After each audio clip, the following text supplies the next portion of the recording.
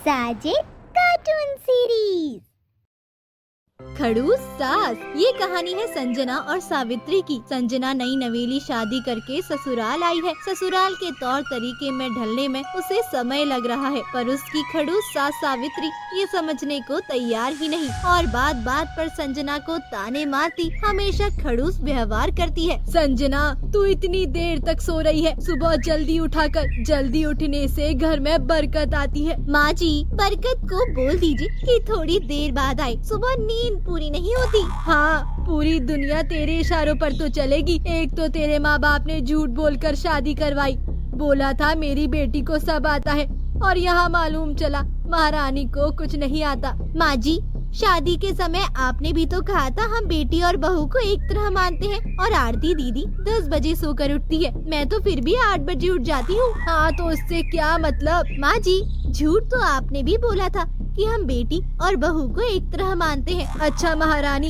अब खाना बनाने का क्या ख्याल है? माँ जी, खाना तो दोपहर में होता है, अभी से क्यों परेशान हो रही हो? ओ बहुरानी, 8 बज रहे हैं, खाना कब खाएंगे? लो काटो इसे। संजना आलू छीलती है, जिसमें छिलके के साथ आलू के गूदे भी निकाल देती है। बहू, ये आलू छीलने का तरीका है, ऐसे करोगी तो आलू ज्यादा बर्बाद होंगे। माँ जी, ये मॉडर्न तरीका है, इससे समय बचता है। समय बचा तो लिया, लेकिन आलू आधे कर दिए। माँ जी, आप पुराने जमाने की हो ना, इसलिए ऐसी बात कर रही हो। आजकल लोग डाइट पर हैं, पतले आलू खाएंगे तभी तो पतले बनेंगे। अच्छा, तो मतलब मेरी बहू की छिलाई से ही सबकी सेहत सुधरने वाली है। ये सब बंद कर, पतले पतले छिलके छिल। संजना ऐसे जोक्स मार सावित्री संग फ्रेंडली होने की कोशिश करती है, पर सावित्री है कि अपने खड़ूस स्वभाव से बाजी नहीं आती। फिर एक यूं ही घर पर एक बर्थडे पार्टी का न्योता आता है और संजना एक्साइटेड हो जाती है।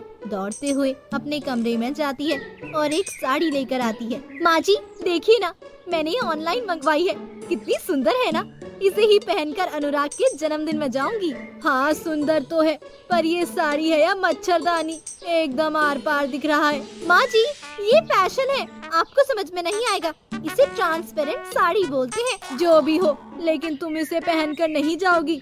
तुम ससुराल में हो, जब अपने मायके जाना तब ये सब पहन कर जाना। माँ जी, आप कितनी बोरिंग है, नया जमाना आ गया है, थोड़ा स्टाइल से चलिए। अरे स्टाइल तो ठीक है, पर मैं सोच रही हूँ कि तू राहुल के सामने इसे कैसे पहनेगी। माँ जी, वो भी मेरे साथ रहते रहते मॉडर्न हो गए हैं, देख लीजिएगा, वो कुछ नहीं बोलेंगे। वो तो राहुल के आने के बाद ही पता चलेगा। चलो अब खाना बना लो। संजना खाना बनाने चली जाती है। ऐसे ही दोपहर हो गई। राहुल खाना खाने आता है। संजना, खाना लगा दो। आओ बैठो, थोड़ा आराम कर लो। अच्छा ये बताओ, ये साड़ी कैसी है? ये साड़ी है? हाँ, ये साड़ी है, 700 की खरीदी हूँ ऑनलाइन से। मैं इसे ही पहनकर कल अनुराग के जन्मदिन में जाऊंगी, ठीक है ना? ओए, ये मच्छरदानी पहनकर कहीं जाने की जरूरत नहीं, समझी? कोई ढंग के कपड़े पहन कर आओ। बेटा पहनने दे, वैसे भी तेरे बुआ के घर में मच्छर बहुत लगते हैं। सावित्री की बात सुनकर सभी ठिल मार कर हंसने लगते हैं, पर संजना को ये बात बहुत बुरी लगती है।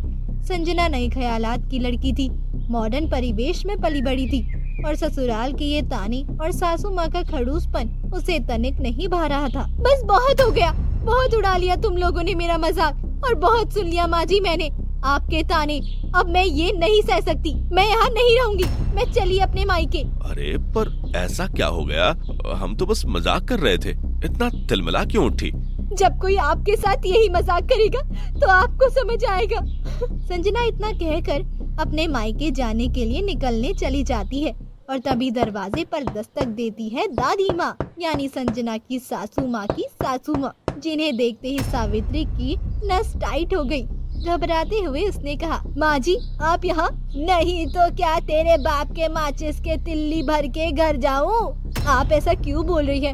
मैं तो बस पूछ गई थी कि आप यहाँ आ गई। क्या दिखाता है तेरे सामने? मैं नहीं तो मेरा भूत है। अच्छा सुन, ये तूने कैसी साड़ी पहनी है? शहर आते ही लहजा बदल गया। ये क्या सीधा पल्ला क्यों नहीं पहना? वो माँ जी, ये घर पर आरामदायक होता है ना, आजकल ऐसे ही सब पहनते हैं। और पल्ला किधर है तेरा? लेती हूँ माँ जी, लेती हूँ। इतना कहकर सावित्री झट से पल्ला लेने लगी और मन ही बड़बड़ाने लगी। वही संजना ये सब देखकर बेहद खुश हो रही थी। दादी जी नमस्ते, हाय मेरी पोता बहू, कितनी सुंदर है तू, एकदम मॉडर्न हीरोइनों जैसी। तुम्हें पल्ला करने के लिए स्पेशल बोलना होगा। अरे तू करना पल्ला, वो तो अभी इतनी छोटी है और देख तो जरा, इतनी मॉडर्न है, सुंदर है, उस पर ये सब अच्छा लगता है क्या भला?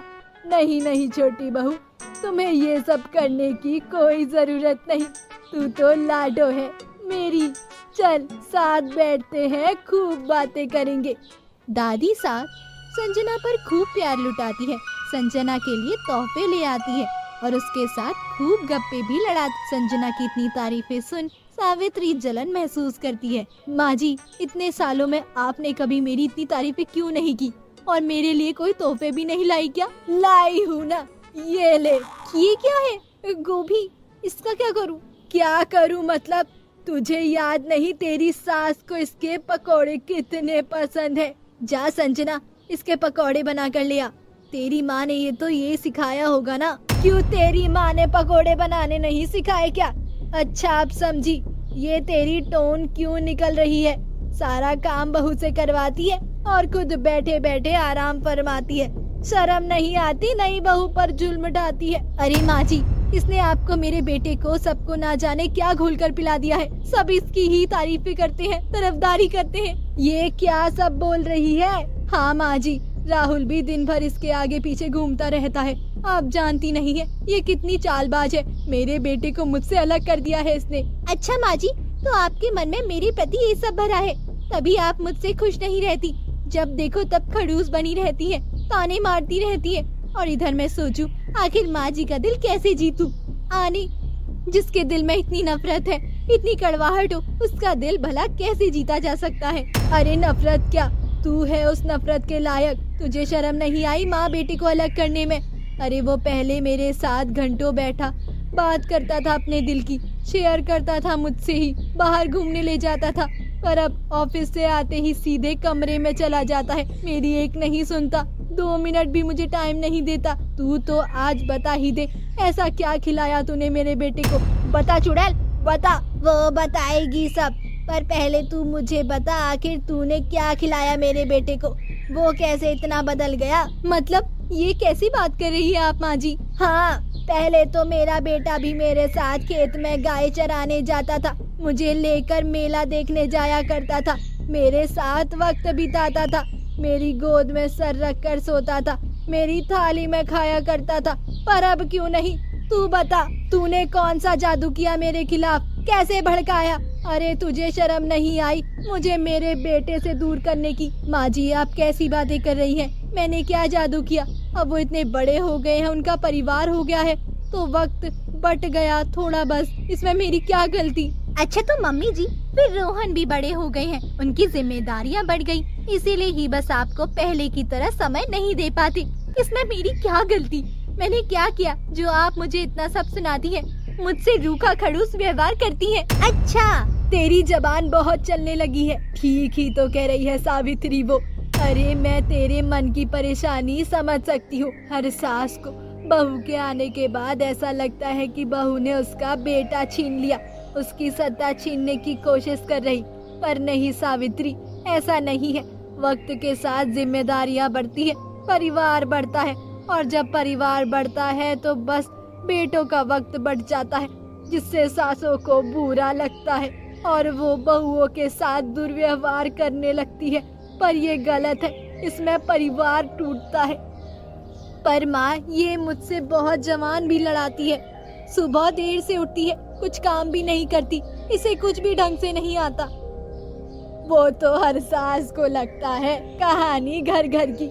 जब तू भी आई थी तो तुझे भी कुछ ढंग से नहीं आता था, और मैंने अभी तुझ पर थोड़ा रोक टोक लगाया तो तुझे भी तो अच्छा नहीं लगाना। वैसे ही संजना को भी अच्छा नहीं लगता, समझी? चलो अब दोनों सास बहू एक दूसरे को गले लगाओ और माफी मांग के नई शुरुआत करो। ये सब सुनकर कहीं ना कहीं सावित्री को अपनी गलती का एहसास हो जाता है। मुझे माफ कर दे बेटा, मैं समझ ना पाई, बेवजह तुझ पर खुन्नस निकालती रही। कोई बात नहीं मम्मी जी, आप माफी मत मांगे, मुझे आपकी फीलिंग समझनी चाहिए थी, मेरी गलती है। चलो भैया, दोनों सास बहू का मिलाप हो गया, अब मैं चलती हूँ। मैं यहाँ बस इसलिए आई थी, राजेश ने मुझे सब फोन पर बताकर ये सब करने को कहा था। अब मैं वापस चली। इतना कहकर दादी जी अपने घर की ओर निकल पड़ती है और सावित्री की आंखें खुल चुकी है। अब वो संजना के साथ अच्छा व्यवहार करने लगी है। सब हंसी खुशी है।